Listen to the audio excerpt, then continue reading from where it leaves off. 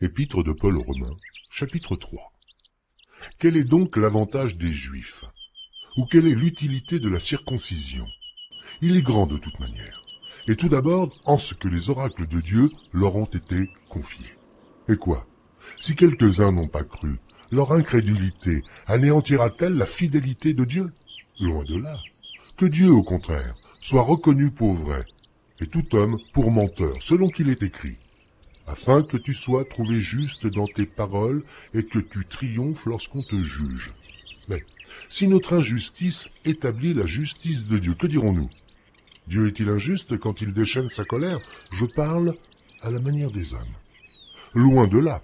Autrement, comment Dieu jugerait-il le monde? Et si par mon mensonge, la vérité de Dieu éclate davantage pour sa gloire, pourquoi suis-je moi-même encore jugé comme pécheur? Et pourquoi ne ferions-nous pas le mal, afin qu'il en arrive du bien, comme quelques-uns qui nous calomnient prétendent que nous le disons? La condamnation de ces gens est juste. Quoi donc? Sommes-nous plus excellents? Nullement. Car nous avons déjà prouvé que tous, juifs et grecs, sont sous l'empire du péché. Selon qu'il est écrit, il n'y a point de juste, pas même un seul. Nul n'est intelligent, nul ne cherche Dieu. Tous sont égarés, tous sont pervertis. Il n'en est aucun qui fasse le bien, pas même un seul. Leur gosier est un sépulcre ouvert. Ils se servent de leur langue pour tromper. Ils ont sous leurs lèvres un venin d'aspic.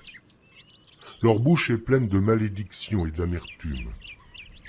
Ils ont les pieds légers pour répandre le sang. La destruction et le malheur sont sur leur route. Ils ne connaissent pas le chemin de la paix. La crainte de Dieu n'est pas devant leurs yeux. Or, nous savons que tout ce que dit la loi, elle le dit à ceux qui sont sous la loi, afin que toute bouche soit fermée, et que tout le monde soit reconnu coupable devant Dieu. Car nul ne sera justifié devant lui par les œuvres de la loi, puisque c'est par la loi que vient la connaissance du péché. Mais maintenant, sans la loi est manifestée la justice de Dieu, à laquelle rendent témoignage la loi et les prophètes. Justice de Dieu par la foi en Jésus-Christ, pour tous ceux qui croient. Il n'y a point de distinction, car tous ont péché et sont privés de la gloire de Dieu. Et ils sont gratuitement justifiés par sa grâce, par le moyen de la rédemption qui est en Jésus-Christ. C'est lui que Dieu a destiné, par son sang, à être pour ceux qui croiraient victimes propitiatoires, afin de montrer sa justice.